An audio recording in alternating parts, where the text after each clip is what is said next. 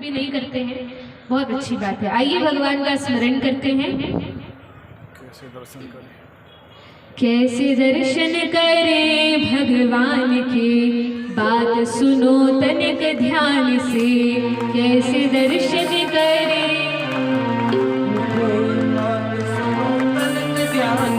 ओ कैसे दर्शन करें भगवान के, बात सुनो तनिक ध्यान से। बात सुनो तनिक ध्यान से।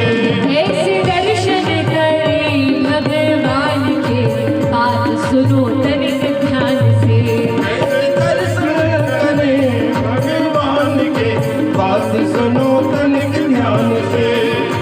नित नियम से मंदिर जाए, प्रभु के प्रेम से दर्शन पाए। नित नियम से मंदिर जाए, प्रेम से प्रभु के दर्शन पाए। चरणों को देखे सबसे पहले, कैसे पायल घुंघरू पहने। चरणों को देखे सबसे पहले, कैसे पायल घुंघरू पहने। नख दिखते हैं, नख दिखते हैं चंदा समान रे, बात सुनो तनिक ध्यान से।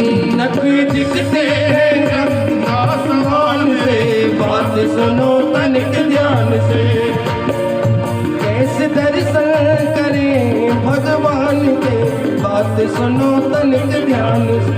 कैसे दर्शन करें भगवान के, बात सुनो तनिक ध्यान से।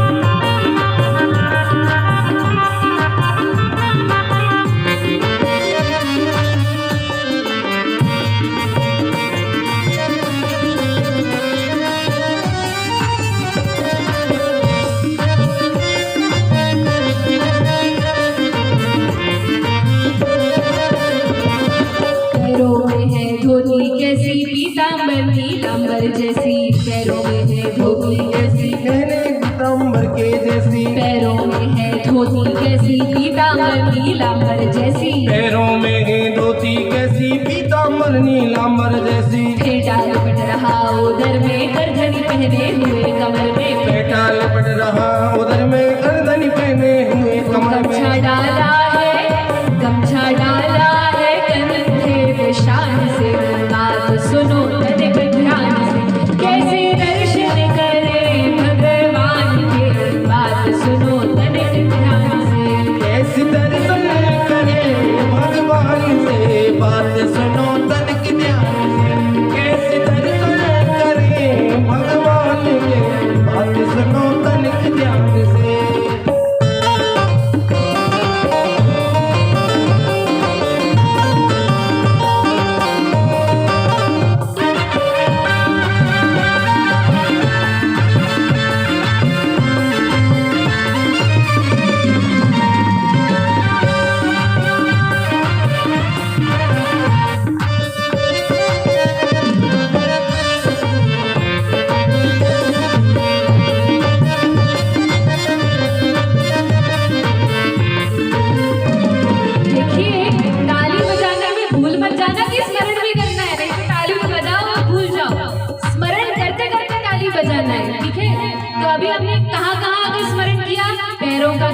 धोती पहने हैं, फिर पेट का किया, अब आते हैं बाहों में। ठीक है, बाहों में बाजू बंद बंधे हैं, हाथ में चूड़ा खूब सजे हैं। बाहों में बाजू बंद बंधे हैं, हाथ में चूड़ा खूब सजे हैं। मुदरी भरी उंगलियां सारी, हाथों में बांसुरियां प्यारी। मुदरी भरी उंगलियां सारी, हाथों में बांसुरियां प्यारी।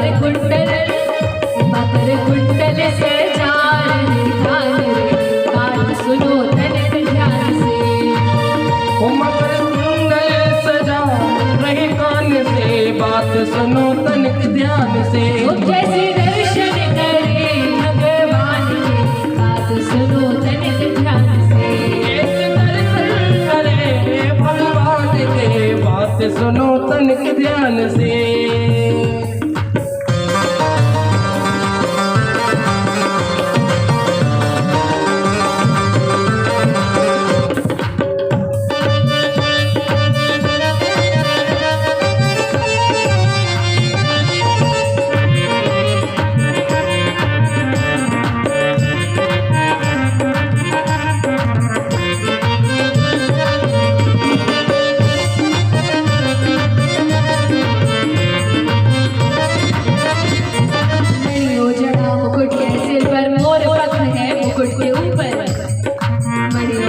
मुकुट है सिर पर मोर पंख है मुकुट के ऊपर अंग अंग है नीला अंबर नहीं है कोई कृष्ण से सुंदर अंग अंग है नीला अंबर नहीं है कोई कृष्ण से सुंदर अंग अंग है नीला अंबर नहीं है कोई कृष्ण से सुंदर अंग अंग है नीला अंबर नहीं है कोई कृष्ण के सुंदर तारे मेरा है चंदा और भान रे तार सुनो तनिक ध्यान से कैसे दर्शन करे भगवान के तार सुनो हो कैसे दर्शन करे भगवान के बात सुनो तनिक ध्यान से कैसे दर्शन करे भगवान से बात सुनो तनिक ध्यान से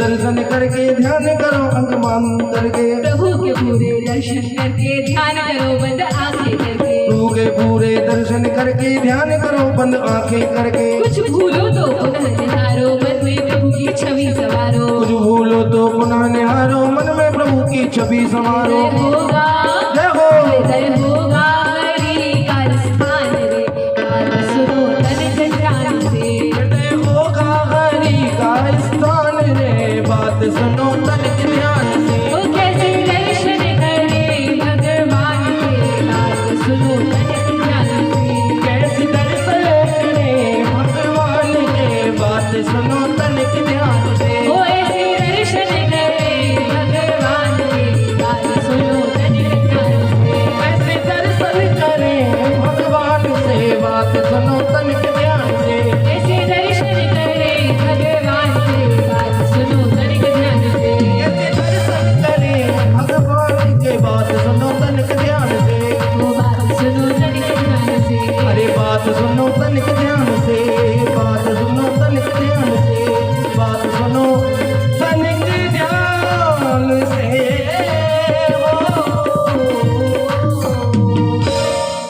बोलिए श्री श्री राधा श्याम सुंदर भगवान की जय।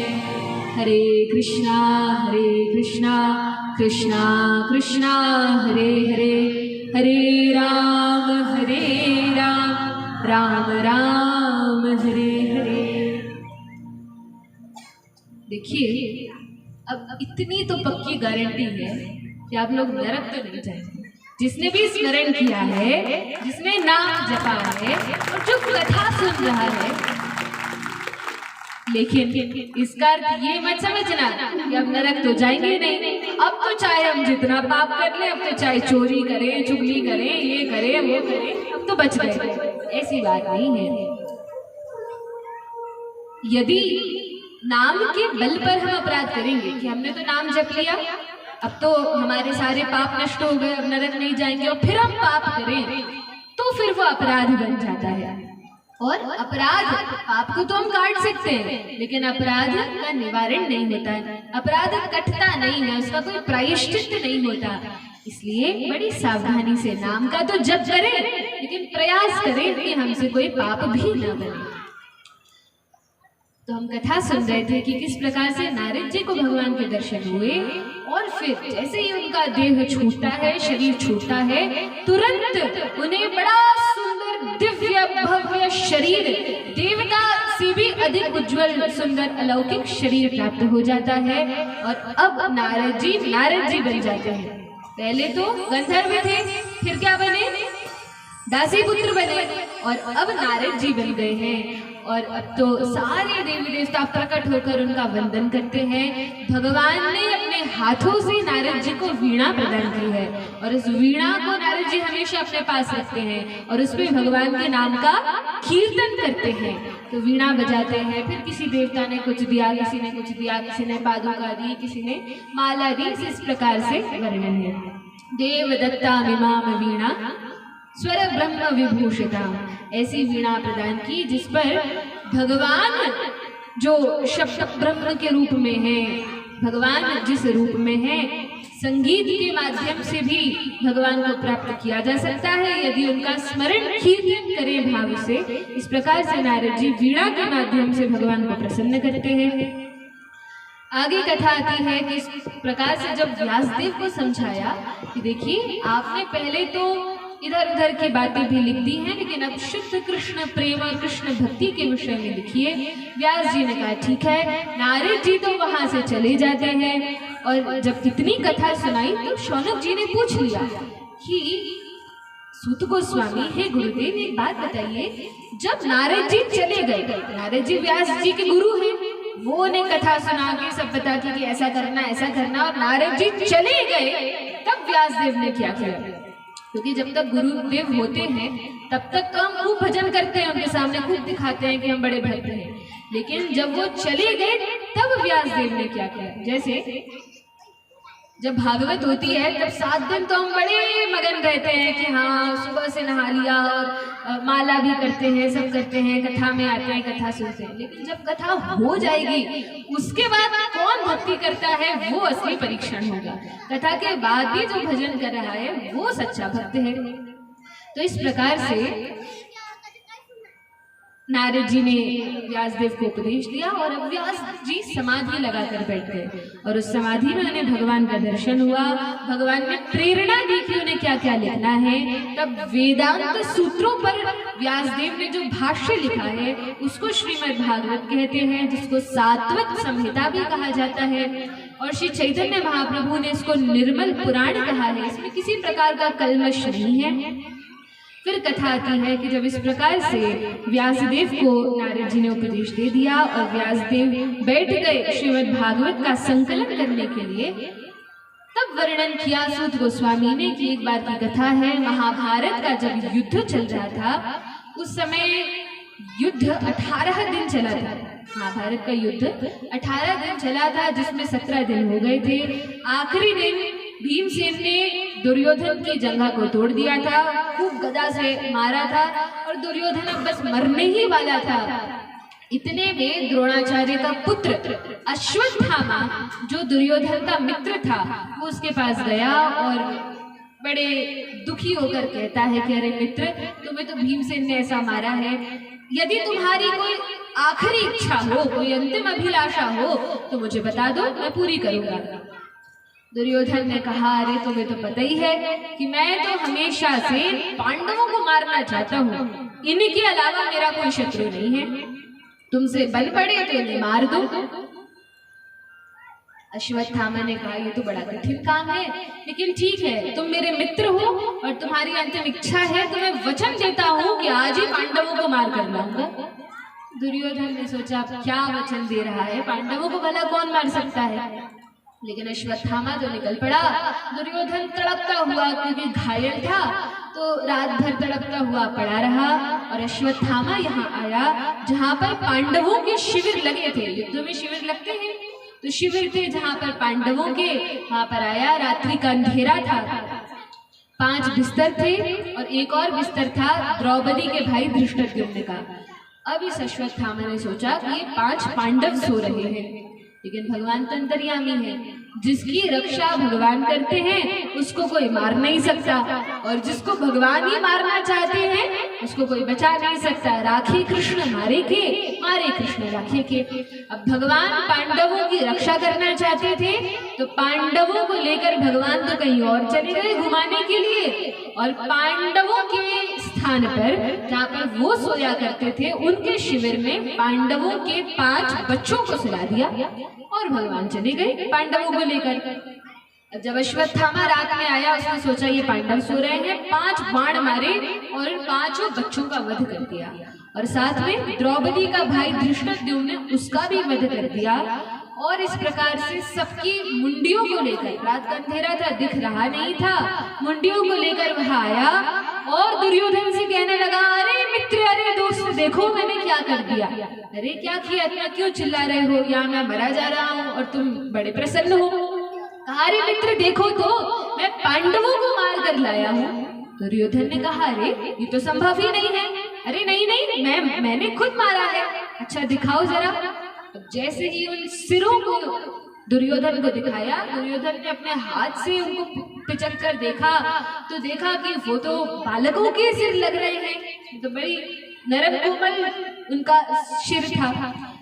तब दुर्योधन कहता है कि अरे मित्र, ये तुमने क्या कर दिया, वैसे भी हमारे वंश में कोई बच्चा बचा नहीं था, कोई बालक था नहीं, ये पांडवों के 5 पुत्र बचे थे केवल, यही तो हमारा तर्पण करते, गया जी में जाकर श्राद्ध करते और संस्कार करते। अब कौन पिंडदान करेगा, कौन संस्कार करेगा, कोई नहीं बचा हमारे वंश में, ये तो तुमने बहुत गलत किया।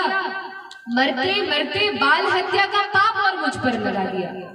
और दुर्योधन रोते रोते इस प्रकार से मर गया। अश्वत्थामा ने सोचा, मैंने मार तो दिया 5 पांडवों के बच्चों को, लेकिन अब पांडव सुबह सुबह आएंगे और उन्हें पता चलेगा तो वे मुझे जीवित नहीं छोड़ेंगे।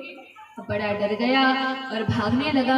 जैसे ही भोर हुई, पांडव वापस आते हैं द्रौपदी के साथ, भगवान कृष्ण के साथ। देखा 5 बच्चे मरे पड़े, द्रौपदी के भाई धृष्टद्युम्न को भी मार दिया है।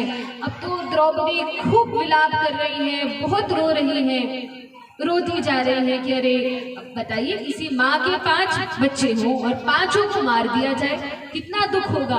द्रौपदी बहुत रोती है। अब युधिष्ठिर महाराज भी बड़े शोक में है। भीमसेन को बड़ा क्रोध आता है। भीमसेन कहते हैं, अरे ऐसे कैसे, उसने मार दिया, अब उसको छोड़ेंगे नहीं, चलो उसके साथ युद्ध करेंगे। अर्जुन भी कहते हैं, हाँ हाँ युद्ध करना चाहिए। नकुल और सहदेव बेचारे छोटे हैं, कुछ कहते नहीं। भगवान ने अर्जुन से कहा कि अर्जुन देखो, द्रौपदी रो रही है और युधिष्ठिर महाराज बड़े दुख में हैं। भीमसेन कहते हैं कि उस आतताई को मार दो। तो अब तुम निर्णय करो क्या करना चाहिए। क्रोध तो अर्जुन को भी बड़ा आ रहा था। अर्जुन ने कहा, चलिए द्वारिकाधीश हम पकड़ के उसको लाते हैं और मारते हैं। भगवान ने कहा, ठीक है चलो। अब भगवान चल तो पड़े, भगवान रथ हाँकने लगे, अर्जुन पीछे बैठ गए। और जब अश्वत्थामा को पकड़ने के लिए गए तो वो तो भागता जा रहा है, भागता जा रहा है। भगवान ने बहुत तेज गति से रथ को दौड़ा दिया, रथ चलाया और अर्जुन से कहा कि अर्जुन इस पर प्रहार करो। अब जब अर्जुन प्रहार करने लगे तो अश्वत्थामा ने सोचा कि यदि अर्जुन मारेंगे तब तो मैं बचूंगा नहीं, तब तो बहुत छिन्न भिन्न कर देंगे शरीर को।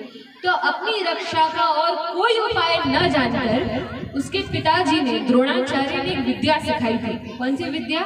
तो कहा कि ब्रह्म, ये जो अस्त्र होता है ब्रह्मास्त्र, इसका अनुसंधान कैसे किया जाए। तो यदि मृत्यु का भी संकट आ जाए और ब्रह्मास्त्र चला लिया जाए तो रक्षा हो जाती है और उस संकट का विनाश हो जाता है। अब उसको चलाना तो आता था, लेकिन ब्रह्मास्त्र ऐसा होता है, ऐसा नहीं कि तीर चला दिया मार के और गिर गया, ऐसा नहीं। ब्रह्मास्त्र ऐसा एक अस्त्र है जिसको चलाया तो जाए लेकिन वापस भी किया जाए, क्योंकि वो तो उसमें से अग्नि निकलती जाती है, सूर्य के समान भयंकर भीषण आग उसमें से निकलती है। तो वो चलता तो जाता है और जैसे जैसे जाता है तो अग्नि हो जाती है। जिसको मारना होता है उसको ही मारकर और फिर लौट कर आता है, और लौटाने के लिए भी मंत्र होता है। तो अश्वत्थामा को चलाना तो आता था और लौटाना नहीं आता था। अब यदि चला दिया तो अर्जुन को तो वस्त्र मार देगा, क्योंकि अर्जुन को मारने के लिए भेजाया था, लेकिन फिर वो वापस नहीं आएगा तो पूरी पृथ्वी को जला देगा, क्योंकि उसमें से तो आग निकलती है। अब उसने चला तो दिया उस मूर्ख ने, लेकिन वापस लौटाना नहीं आता। तब भगवान कृष्ण तो भगवान है, भगवान ने अर्जुन से कहा, अरे अर्जुन, इसने तुम पर ब्रह्मास्त्र चला दिया, मैं आज्ञा देता हूँ कि तुम भी ब्रह्मास्त्र चला दो, क्योंकि ब्रह्मास्त्र से ब्रह्मास्त्र काटा जा सकता है। अर्जुन ने कहा ठीक है। अर्जुन ने ब्रह्मास्त्र चलाया, उसके ब्रह्मास्त्र को तो निष्फल किया, वो स्वयं का ब्रह्मास्त्र भी लौटा लिया। और इस प्रकार से फिर भगवान ने और तेज रथ चलाया। अर्जुन ने अश्वत्थामा को पकड़ लिया और पशु की भांति बांधकर रस्सियों से पकड़कर अपने रथ में रख लिया, ले आए अपने शिविर में। और द्रौपदी से कहा कि द्रौपदी देखो, इस आतताई ने तुम्हारे बच्चों का वध किया है, अब तुम अपने हाथों से इसको दंड दो, या जो कहोगी वो इसके साथ हम करेंगे, जैसे बोलोगी वैसे इसको मारेंगे। अब यदि और कोई माँ होती तो शायद बोलती कि इसको बहुत उछलो, इसको खूब मारो, इसको पीटो, लेकिन द्रौपदी ने क्या कहा? द्रौपदी ये भगवान की भक्ता है, और भक्तों का एक गुण होता है कि उनके हृदय में दया होती है। द्रौपदी ने कहा देखिए, मेरे पुत्रों को तो इसने मार ही दिया है, अब इसको मारने से वो तो लौट के आने वाले नहीं हैं। अश्वत्थामा ने मेरे पुत्रों को मारा है, लेकिन इसकी जो माता है कृपी, जो कृपाचार्य की बहन है, वो भी अकेली है, उनके पति नहीं है, उनकी और कोई संतान नहीं है, एक ही पुत्र उनका ये अश्वत्थामा है। तो मैं ये चाहती हूँ कि जिस प्रकार से मैं अपने पुत्र के वियोग में दुखी हूँ, ऐसे माता कृपी भी दुखी हो, ये मैं नहीं चाहती, इसलिए आप उनके पुत्रों को मत मारिए। दूसरी बात कि जो अश्वत्थामा है ये आपके गुरु के पुत्र हैं, और गुरु के पुत्र होने के कारण ये गुरु के ही समान है, और गुरु पर हाथ नहीं उठाना चाहिए, उनका कभी वध नहीं करना चाहिए, इसलिए आप मत मारिए। तीसरी बात कि शास्त्रों में ऐसा विधान है कि ब्राह्मण का कभी वध नहीं करना चाहिए, ब्राह्मण की कभी हत्या या मृत्यु दंड ब्राह्मण को नहीं देना चाहिए। और क्योंकि इन्होंने ब्राह्मण कुल में, ब्राह्मण वंश में जन्म लिया है, इसलिए मृत्यु दंड देना तो उचित नहीं है, आप चाहे तो और कोई दंड दे दें। भगवान कृष्ण ने भी इस बात की सहमति की, अर्जुन से कहा कि देखो द्रौपदी की भी बात को रख लो, युधिष्ठिर महाराज की भी बात को रख लो, और भीमसेन को बड़ा क्रोध आ रहा है, उनकी भी बात को रख लो। अब अर्जुन ने कहा भीम भैया तो कहते हैं कि मार दो, द्रौपदी कहती है मत मारो, दोनों की बात कैसे रख सकता हूँ? भगवान ने कहा कि देखो शास्त्रों में ऐसा विधान है कि यदि ब्राह्मण कोई पाप करे और उसको मृत्यु दंड देना हो, तो ब्राह्मण का यदि अपमान कर दिया जाए तो वो उसके लिए मृत्यु से भी बढ़कर होता है।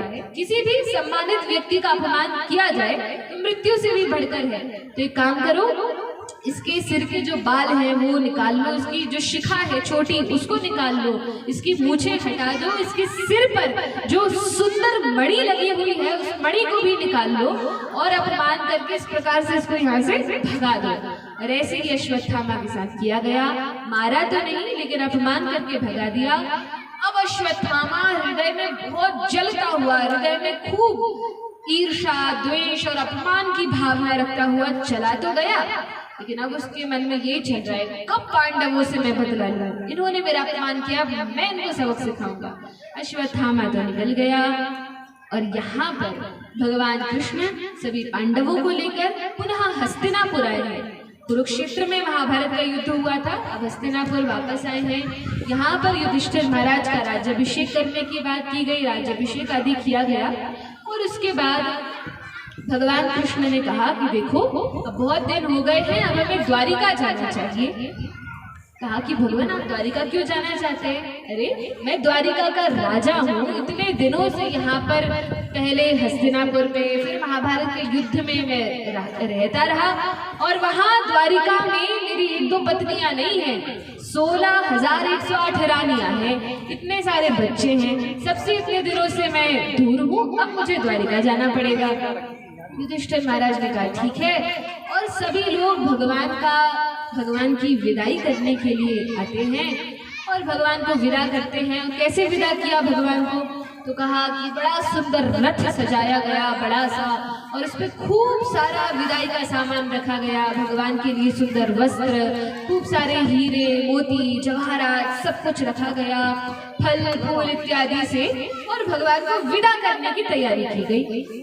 पांचों पांडव खड़े हैं, और भगवान भीतर महल में जितनी रानियां हैं, माता कुंती हैं, द्रौपदी हैं, सबसे मिलकर, सुभद्रा आदि अपनी बहनों से सबसे मिलकर भगवान आ गए हैं, और अब रथ पर चढ़े हैं। कहाँ है भगवान? कहाँ है भगवान? कहाँ जा रहे हैं? द्वारिका जा रहे हैं। कहाँ से? हस्तिनापुर से। तो भगवान द्वारिका के लिए जा रहे हैं, और पांचों पांडव विदाई के लिए खड़े हैं। इतने में हुआ क्या कि जो अश्वत्थामा था, जो बड़ा क्रोधित होकर गया था, उस अश्वत्थामा ने भगवान निकलने ही वाले थे इतने में दूर से ही एक ब्रह्मास्त्र का अनुसंधान कर दिया। फिर से पहले एक बार अस्त्र चलाया तो उसको दंड मिला, इस बार फिर अश्वत्थामा ने पांच ब्रह्मास्त्र का इस बार अनुसंधान किया, पांचों पांडवों को मारने के लिए, और एक ब्रह्मास्त्र और भेजा। कहा किसके लिए भेजा? तो पांडवों के वंश में पांडवों के 5 पुत्र थे, ये तो सब मारे गए, अश्वत्थामा ने मार दिया। और भी जो पुत्र थे वो युद्ध में मार दिए गए, अभिमन्यु आदि, उनको भी मार दिया। लेकिन अभिमन्यु की जो पत्नी है उत्तरा, उन उत्तरा के गर्भ में अभी एक बालक था। ये पांडवों का अंतिम वंश है, इनके अलावा इनके वंश में कुछ नहीं है, कोई नहीं है, यही वंश परंपरा आगे बढ़ाएंगे। तो ये बालक जो उत्तरा के गर्भ में है, अभिमन्यु का पुत्र है, ये अभी गर्भ में ही है। और अश्वत्थामा ने उस गर्भस्थ बालक को मारने के लिए, गर्भस्थ शिशु को मारने के लिए एक ब्रह्मास्त्र भेजा, और 5 अस्त्र 5 पांडवों को मारने के लिए भेजे। तो कुल कितने अस्त्र भेजे? 6 अस्त्र भेजे। और भगवान तो रथ पर खड़े थे, बिल्कुल जाने की तैयारी में थे, जाने ही वाले थे। इतने में अश्वत्थामा ने ब्रह्मास्त्र का अनुसंधान कर दिया और भगवान का रथ आगे बढ़ने ही वाला था। इतने में देखा कि महल से सफेद वस्त्र में, सफेद साड़ी में रोती हुई उत्तरा हाथ ऊपर करके आती है और कहती है, हे कृष्ण मेरी रक्षा कीजिए। भगवान घबरा जाते हैं कि अरे क्या बात हुई, अभी अभी तो अंदर सबसे मिलकर आया हूँ, उत्तरा से, मेरी बहन द्रौपदी से, सुभद्रा से, माता कुंती से, बुआ से, सबसे मिलकर आया हूँ, अभी तो सब अच्छे खासे थे, अचानक क्या हो गया? भगवान ने पीछे मुड़ के देखा तो उत्तरा चिल्लाती है, पाहि पाहि महायोगिन देव देव जगतपते, नान्यं त्वद्भयं पश्ये यत्र मृत्युः परस्परम्, अभिद्रवति मामीश शतस्तप्ता यशो विभु, कामं दहतु मां नाथ मामे गर्भो निपात्यता।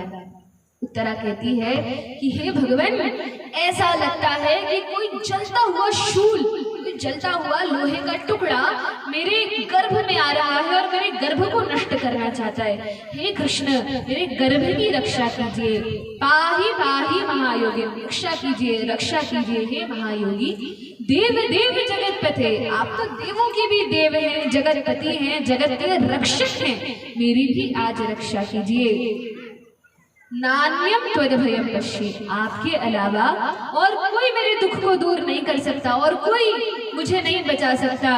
यत्र मृत्यु परस्परम, और वो भी ऐसी स्थिति में जब मृत्यु बिल्कुल मेरे सामने ही खड़ी है, मुझे कौन बचाएगा? हे नाथ, मैं यह नहीं कहती कि मेरी रक्षा हो, मैं चाहती हूँ कि मेरे बालक की, मेरे गर्भ की रक्षा हो जाए। आप चाहें तो मैं भले ही मर जाऊं, लेकिन पांडवों के अंतिम वंश की, इस बालक की रक्षा हो जाए। नाथ इतनी कृपा कीजिए। और जो उत्तरा ने पुकारा कि नाथ मेरी रक्षा कीजिए, भगवान अपने भक्तों की प्रार्थना सुनकर इतने अधीर हो जाते हैं, इतने विह्वल हो जाते हैं, इतने करुणामय, इतने दयालु हो जाते हैं कि भगवान फिर कुछ विचार नहीं करते। भगवान ने देखा कि उत्तरा ने पुकारा है और भगवान ने यह भी नहीं सोचा कि मैं रथ में खड़ा हूँ तो चलो सूक्ष्म रूप धारण करके उत्तरा के गर्भ में जाऊं। नहीं, भगवान ने सोचा जल्दी से जल्दी जाना है। तब क्या किया? तो हृदय में जो भगवान होते हैं, सबके हृदय में भगवान है ना, चतुर्भुज रूप में, परमात्मा रूप में हृदय में भगवान होते हैं। तो जो भगवान परमात्मा रूप में हृदय में निवास करते हैं, वे भगवान कृष्ण हृदय से करके गर्भ में पहुंच गए। और 4 हाथ भगवान के थे, चारों हाथों में शंख चक्र गदा पद्म था। भगवान गदा भी चलाने लगे, अस्त्र भी चलाने लगे, चक्र भी चलाने लगे, धनुष बाण भी चलाने लगे, सारे अस्त्र एक साथ चला दिए, किसी भी प्रकार से उत्तरा के इस गर्भ की रक्षा हो जाए, इस ब्रह्मास्त्र से रक्षा हो जाए। और भगवान ने अपना कवच बना दिया और उत्तरा के गर्भ को सुरक्षित कर दिया। और इस प्रकार से गर्भ में जो बालक था, जिसका नाम था विष्णुरात, क्या नाम था?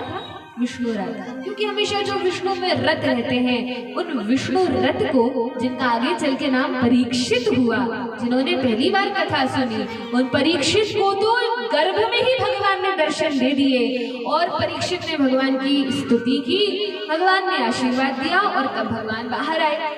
और जो भगवान बाहर खड़े थे रथ पर, उन्होंने देखा कि 5 ब्रह्मास्त्र और अश्वत्थामा ने भेजे। इसलिए किसको मारने के लिए? 5 पांडवों को मारने के लिए 5 अस्त्र भेजे हैं। तब भी भगवान ने चतुर्भुज रूप धारण किया और 4 हाथों से 5 अस्त्रों को नष्ट कर दिया। इस प्रकार से पांडवों की तो रक्षा की, उत्तरा के गर्भ की भी रक्षा की। और तब भगवान ने कहा ठीक है अब मैं चलता हूँ। तब तो उत्तरा रोने लगी और महल से कुंती महारानी निकल कर आई। कुंती महारानी आती है, भगवान की बुआ है, सगी बुआ है, वसुदेव जी की बहन है। कुंती महारानी रोने लगी और कहती है हे कृष्ण अब आप कहाँ जा रहे हैं? मुझ पर जब जब कभी कोई संकट आया आपने मेरी रक्षा की है। जब तेरे बच्चे छोटे थे तब भीम को विष दिया गया, आपने उससे रक्षा की। हमें लाक्षागृह की अग्नि में जलाया गया, आपने उससे रक्षा की। इस महाभारत के युद्ध से मेरे पुत्रों की रक्षा की, आपने हम पर बहुत करुणा की है, बहुत कृपा की है। पग पग पर मेरे और मेरे पुत्रों की रक्षा की है। हे नाथ मेरी एक विनती है यदि आप माने तो। भगवान ने कहा अरे बुआ जी आप ऐसे क्यों कहती हैं? आप तो बुआ हो, माता के समान हो, जो चाहो आदेश करो मैं अवश्य करूंगा। अब ऐसे तो भगवान भगवान है, लेकिन लीला में तो भगवान पुत्र बनकर आए हैं, बिल्कुल वैसे ही अभिनय लीला करते हैं। कुंती महारानी ने बड़ी सुंदर स्तुति की है, बड़ा सुंदर श्लोक है। आप सभी भी पीछे पीछे उच्चारण कीजिए। कृष्णाय वासुदेवाय देवकी नंदनाय च नंद गोप कुमाराय गोविंदाय नमो नमः। बड़ा सरल और बड़ा सुंदर श्लोक है। कुंती महारानी की स्तुति का यह श्लोक है जिसमें कुंती महारानी कहती है हे कृष्ण। देखिए अब इस छवि को अपने मन में कल्पना कीजिए कि भगवान श्री कृष्ण रथ पर खड़े हैं, कुंती महारानी रथ को पकड़कर नीचे खड़ी हैं, भगवान श्री कृष्ण माता कुंती को देख रहे हैं और माता कुंती भगवान को देख रही हैं, और माता कुंती रोती है और अश्रु युक्त आंखों से भगवान से प्रार्थना कर रही है और क्या कहती है? कृष्णाय वासुदेवाय। तो जैसे ही कुंती महारानी ने कहा हे कृष्ण हे वासुदेव, तो भगवान कहते हैं हाँ भैया मैं कृष्ण हूँ, वासुदेव हूँ। कृष्ण का अर्थ क्या है? जो सबका आकर्षण अपनी तरफ करते हैं। वासुदेव का अर्थ क्या है? कि जो सर्वत्र व्याप्त है। या फिर कुंती महारानी ने इस प्रयोजन से कहा कि मेरे भाई वसुदेव के पुत्र आप वासुदेव हैं, कहा हाँ भैया मैं वासुदेव हूँ। फिर कहा देवकी नंदनाय च, हे भगवान आप देवकी के पुत्र हैं, कहा हाँ भैया मैं देवकी का पुत्र हूँ।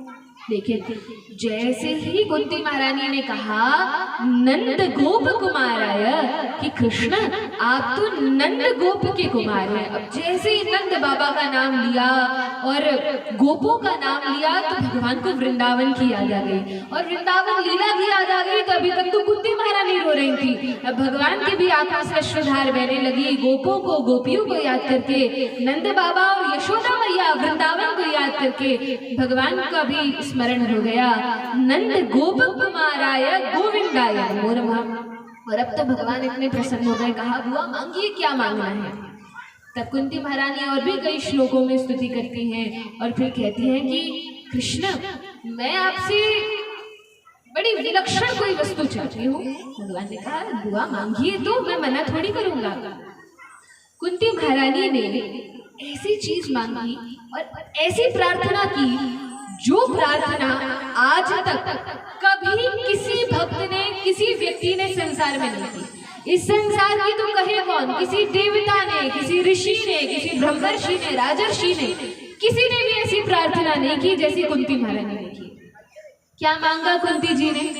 तो कुंती महारानी कहती हैं विपदः सन्तु नः शश्वत् तत्र तत्र जगद्गुरु भवतो दर्शनम यत्स्यादपरं भव दर्शनम।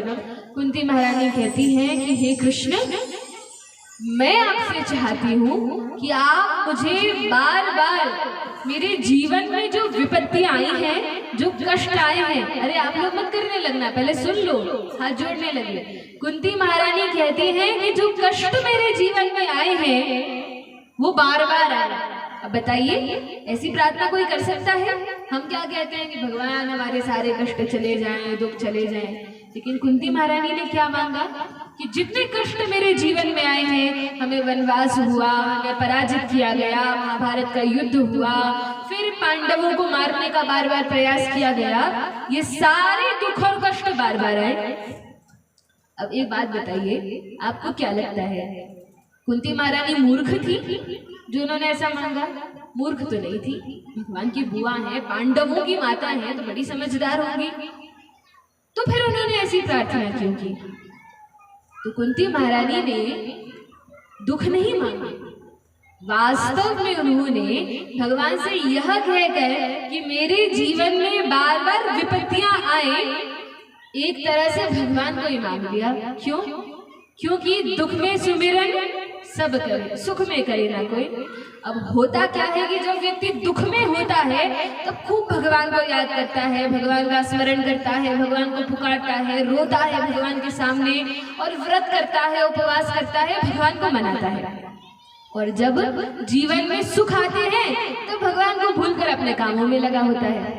लेकिन जब हमारे जीवन में दुख आते हैं और हम भगवान को बड़े करुण होकर भाव से पुकारते हैं, तब भगवान आ जाते हैं और हमारे दुख का निवारण तो कर देते हैं और बड़े आनंद की प्राप्ति हमें हो जाती है। तो कुंती महारानी जानती हैं कि जब जब जीवन में दुख आएंगे तब तब कृष्ण आएंगे, क्योंकि जब जब दुख आए भगवान कृष्ण तुरंत दौड़े दौड़े आ गए पांडवों के पास और उनकी रक्षा कर दी। लेकिन अब जब जीवन में सुख आ गया है, जब युधिष्ठिर को राजा बना दिया गया है, तब भगवान जाने लगे हैं। तो वैसे सुख भी किस काम के? तो कुंती महारानी कहती है भगवान वो दुख अच्छे थे जब आप हमारे साथ रहते थे, हमें सुख नहीं चाहिए। कन्हैया, हम तो ये प्रार्थना करते हैं कि आप हमारे पास यहीं रुक जाओ, अब मत जाओ। भगवान ने कहा ठीक है मैया, अब आप कहती हो तो थोड़े देर और रुक जाते हैं। और भगवान कुछ दिन और हस्तिनापुर में रुक जाते हैं। आइए कुंती महारानी के जैसे हम भी भगवान से प्रार्थना करते हैं। सीधे सीधे तो कहेंगे नहीं कि भगवान दुख दे दीजिए, कष्ट दे दीजिए। अब थोड़े कम स्तर पर ही हम भगवान से प्रार्थना करते हैं कि हे प्रभु हम पर कृपा कीजिए, हमें अपने समीप बुला लीजिए, अपने चरणों में हमें प्रेम प्रदान कीजिए। हम तो बालक हैं, हम तो कुछ जानते नहीं हैं, आप ही हमें ज्ञान भक्ति वैराग्य से युक्त करके हमें साफ स्वच्छ करके और अपने पास बुला लीजिए। हे प्रभु मुझे बता दो, हे प्रभु मुझे बता दो, चरणों में कैसे आऊं। हे प्रभु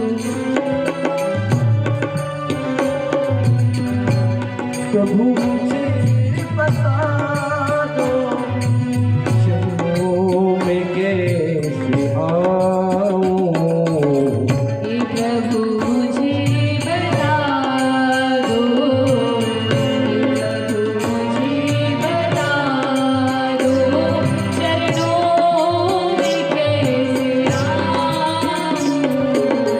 हे प्रभु मुझे बता दो, हे प्रभु मुझे बता दो, चरणों में कैसे आऊं। माया के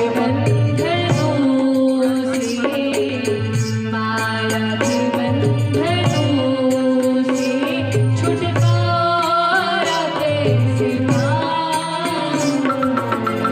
माया के बंधनों से, माया के बंधनों से छुटकारा कैसे पाऊं। हे प्रभु मुझे बता दो, चरणों में कैसे आऊं। मुझे बता दो।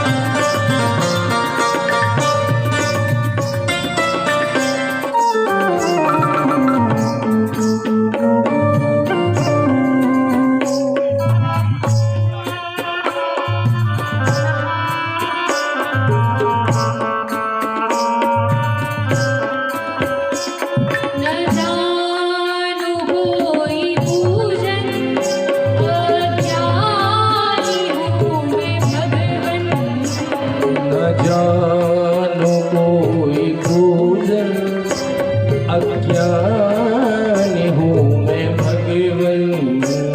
न जानो कोई पूजन अज्ञानी हूँ मैं भगवन। न जानो कोई पूजन अज्ञानी हूँ मैं भगवन।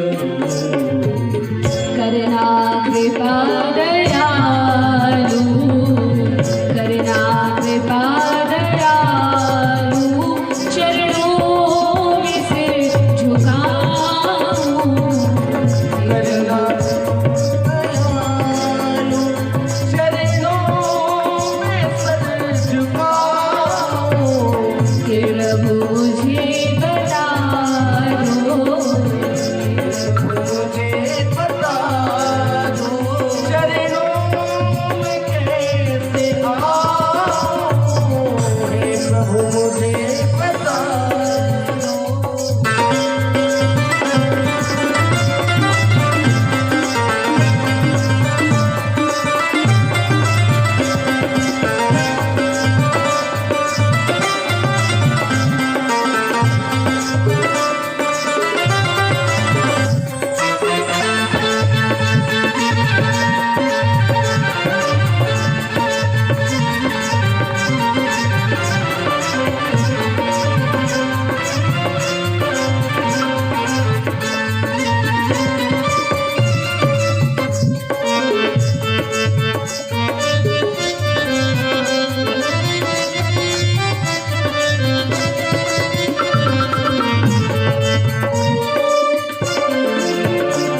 मैं हूँ पतित पापी, तुम हो पतित पावन।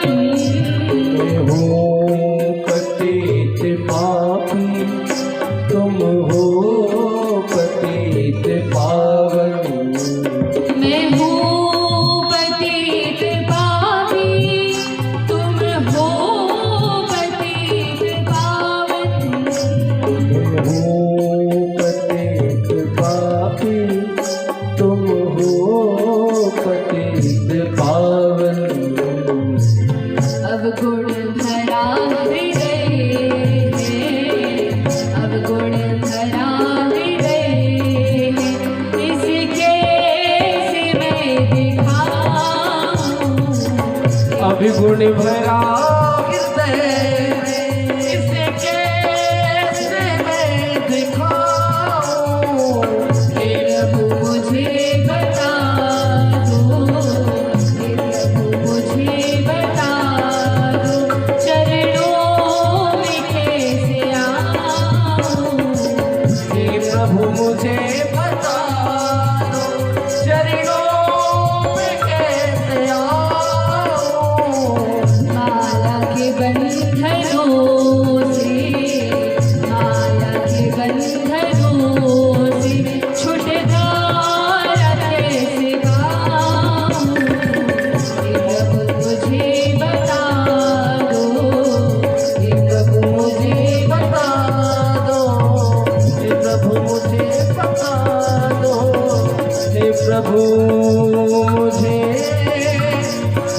बताया दो ओ श्याम।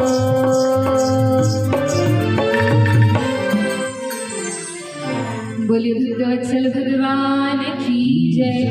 हरे कृष्णा कृष्णा कृष्णा हरे हरे, हरे राम राम राम हरे हरे। कुंती महारानी की प्रार्थना पर भगवान हस्तिनापुर में कुछ दिन और ठहर जाते हैं और तब एक दिन की बात है, भगवान हस्तिनापुर में पांडवों के साथ में रह रहे थे। एक दिन भगवान ध्यान की मुद्रा में बैठ गए और चिंतन करने लगे। युधिष्ठिर महाराज भगवान को प्रणाम करने आए तो देखा कि भगवान ध्यान कर रहे हैं। युधिष्ठिर महाराज ने कहा, प्रभु सारा जगत आपका ध्यान करता है, भला आप किसका ध्यान कर रहे हैं? तो भगवान ने कहा कि देखो, सारा संसार मेरा ध्यान करता है और मैं अपने भक्तों का ध्यान करता हूँ, तो मैं अपने किसी बड़े विशेष भक्त का ध्यान कर रहा हूँ। अच्छा, कौन से भक्त हैं जिनका आप ध्यान कर रहे हैं प्रभु? तब भगवान श्री कृष्ण ने कहा कि देखिए युधिष्ठिर जी, आपके जो पितामह हैं, क्या नाम है पितामह का? भीष्म पितामह। तो ये जो भीष्म पितामह है, ये कोई साधारण व्यक्ति नहीं है। युधिष्ठिर महाराज को बड़ी उत्सुकता हुई कि अरे हमारे पितामह के बारे में बता रहे हैं, तो बैठ गए। तब भगवान ने कहा कि जो पितामह भीष्म है, बड़े विलक्षण महात्मा हैं। अच्छा भगवान, क्या किया उन्होंने ऐसा जो आप प्रशंसा कर रहे हैं? तब भगवान ने कहा कि देखो युधिष्ठिर महाराज, इस संसार में ब्रह्मचर्य आश्रम का पालन करना बहुत कठिन है। गृहस्थ में जाना भी सरल नहीं है, लेकिन फिर भी ब्रह्मचर्य आश्रम का जीवन पर्यंत पालन करना और उसमें भी ऊर्ध्वरेता ब्रह्मचारी बनना ये बड़ा कठिन है, क्योंकि इंद्रियां बड़ी चंचल है। और उसमें भी कोई यदि जंगल में जाके, वन में जाके ब्रह्मचारी रहे तो मान सकते हैं कि थोड़ा आसान है कि वहां तो कुछ नहीं, कोई ऐश्वर्य, कोई वैभव नहीं है, और वन में अपनी तपस्या करना तो फिर भी आसान है।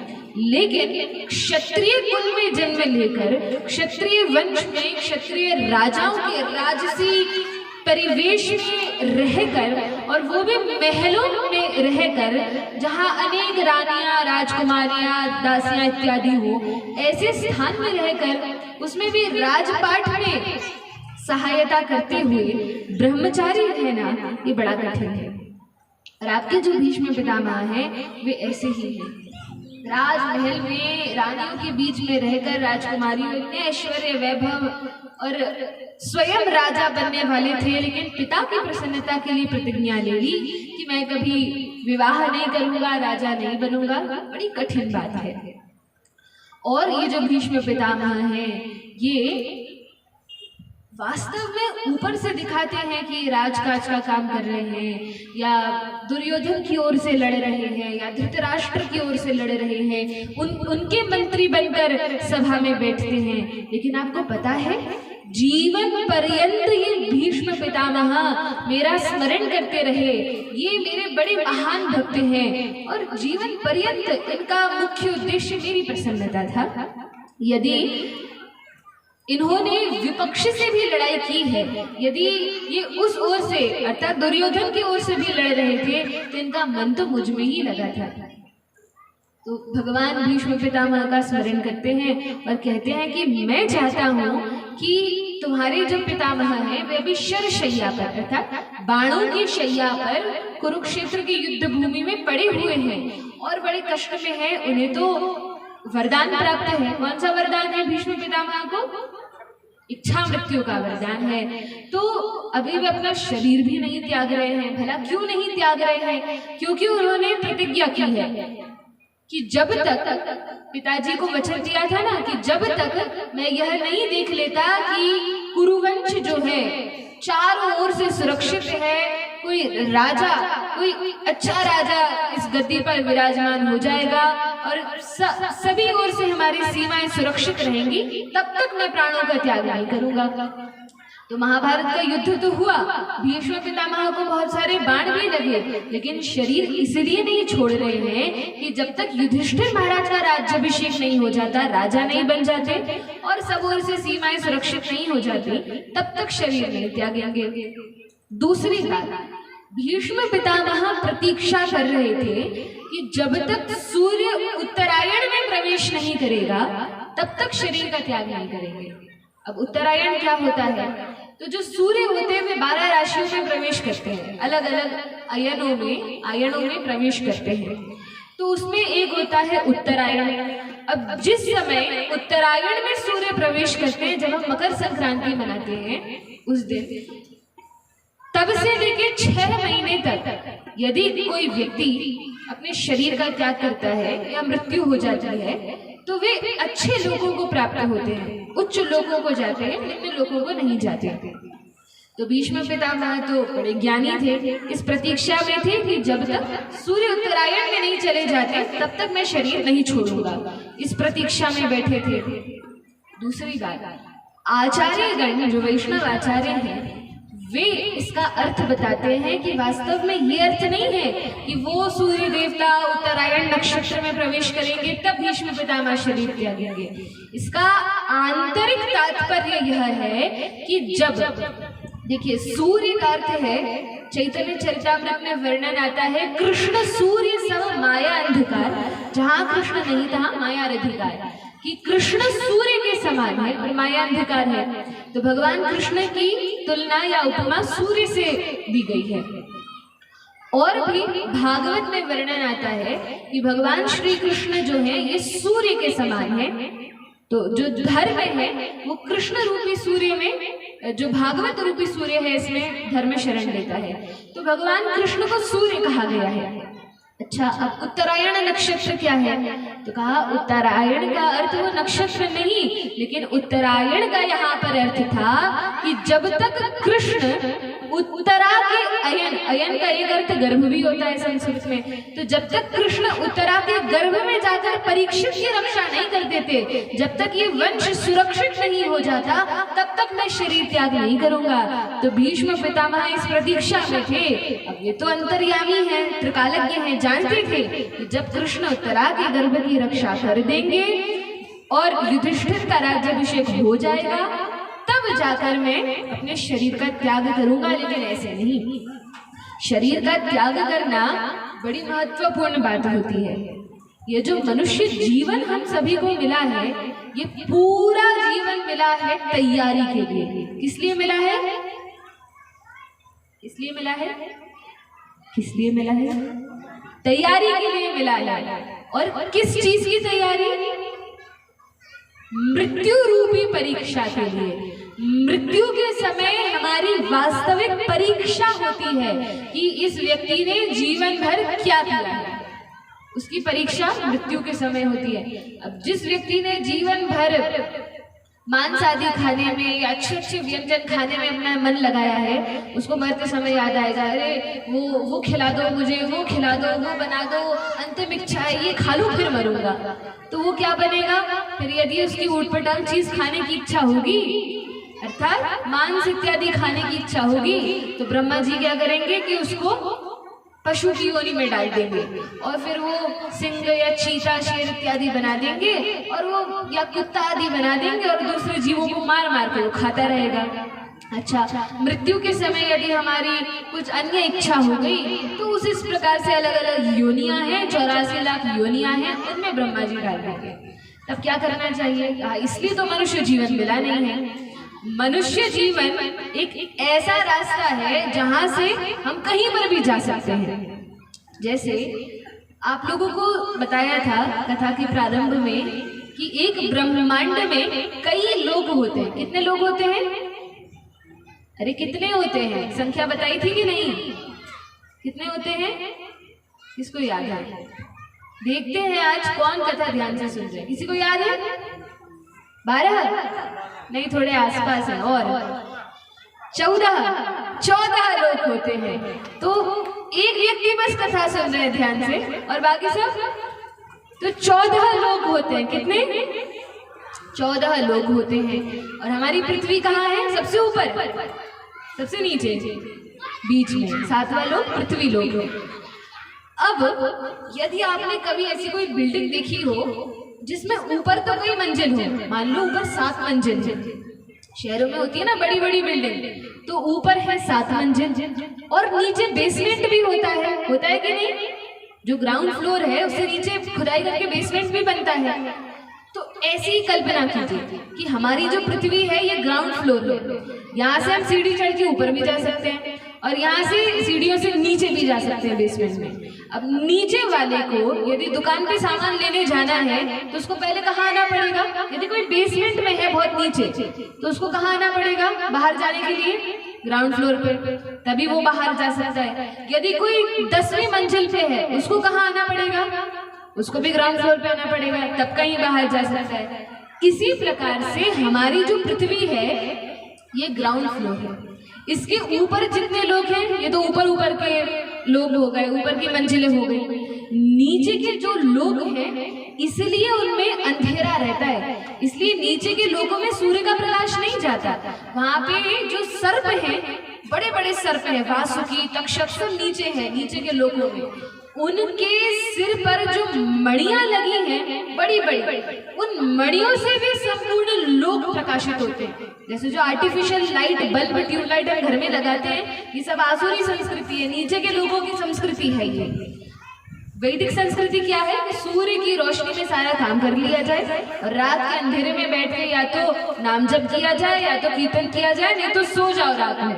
लोग क्या करते हैं, रात में तो लाइट जला जला के, मोबाइल चला के दिन भर जगते हैं रात भर और सुबह सोते हैं। तो ये आसुरी संस्कृति है। अच्छा, तो इस प्रकार से वर्णन है। और ऊपर के लोगों में प्रकाश खूब है क्योंकि सूर्य चंद्रमा आदि है, तो इस प्रकार से वर्णन है। अब भगवान उत्तरा के गर्भ में प्रवेश करें इसलिए भीष्म पितामह प्रतीक्षा कर रहे थे। अब यह सब हो गया। अब भगवान का दर्शन करते हुए शरीर क्या करना चाहते हैं, क्योंकि उन्हें तो भगवान के ही धाम जाना है। अंतिम समय में जो जिस भाव का स्मरण करता है, ध्यान से सुनिएगा, ये तो हमारे विदेश जाने की बात नहीं है। ये बात आज जो कथा में सुनेंगे ये निश्चय करेगी कि अगला जन्म हमें कहाँ मिलेगा। ये तो पता चले मृत्यु के बाद हम भला कहाँ जाते हैं, ये जानकारी भी आवश्यक है। तो जिस समय मृत्यु होती है उस समय व्यक्ति जिस भाव का स्मरण करता है उस भाव को ही वो प्राप्त करता है। यम यम वापी स्मरण भावम त्यजत्यन्ते कलेवरम तम तमेवैति कौन्तेय सदा तद्भाव भावितः।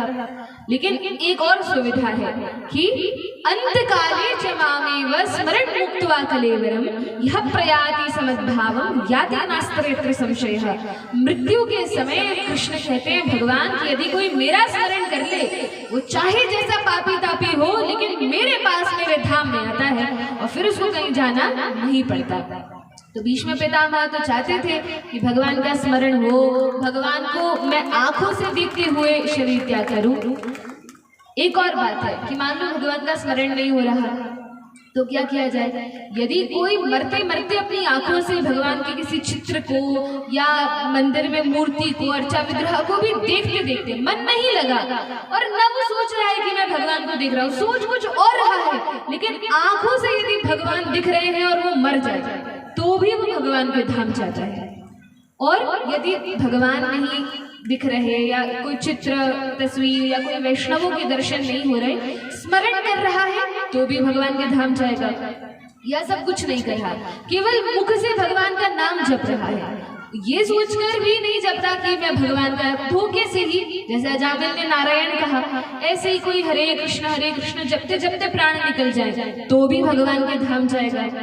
या फिर नासिका से जो 5 इंद्रियां हैं उनकी कोई भी काम कर रहा हो, आंखों से देख रहा हो, नाक से भगवान को चढ़ी हुई जो तुलसी और चंदन है उसकी सुगंध यदि चली जाए तो भी भगवान के धाम जाएगा। अथवा भगवान को चढ़े हुए जो पुष्प हैं उनकी सुगंध ही ले ले तो भी भगवान में धाम जाएगा, अथवा मुख से भगवान का नाम ले ले, या मुख में तुलसी का पत्र हो, या मुख में चरणामृत हो तो भी भगवान में धाम जाएगा, या फिर पैरों से भगवान की परिक्रमा कर रहा था, गोवर्धन जी की परिक्रमा कर रहा था, या और कोई परिक्रमा मंदिर की कर रहा था और चलते चलते मर गया तो भी धाम जाएगा। यदि हाथों से सेवा कोई कर रहा हो तब प्राण निकल जाए तो भी जाए। किसी भी अंग से इंद्रिय से भगवान का कोई भी काम कर रहे हो तो भगवान की प्राप्ति होती है। और भीष्म पितामह ऐसे धन्य हुए कि वे तो आंखों से देखकर, कानों से भगवान के शब्दों को सुनकर, मुख से भगवान की स्तुति गाकर एकादशी के दिन जब सूर्य उत्तरायण में प्रवेश कर गए तब सारी इंद्रियों को भगवान में लगाते हुए बड़ी सुंदर स्तुति का, एकादशी के दिन एकादश श्लोकों में भगवान की महिमा का गान करते हुए भीष्म पितामह अपने शरीर का त्याग करते हैं। बड़ी विलक्षण सुंदर अद्भुत दिव्य यह स्तुति है। आप सभी से निवेदन है जिनके पास